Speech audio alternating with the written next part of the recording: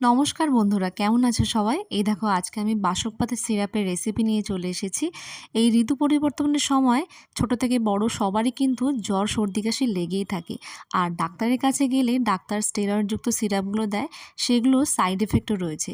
তাই এই বাসক পাতার সিরাপ তোমরা ঘরে বানিয়ে ট্রাই করতে পারো, এর থেকে ভালো কিছু হয় না। যদি আরও ডিটেলস রেসিপি চাও তাহলে কমেন্টে অবশ্যই জানিও, আর এই ভিডিওটা শেয়ার করে দিও যাতে সবার উপকারে লাগে।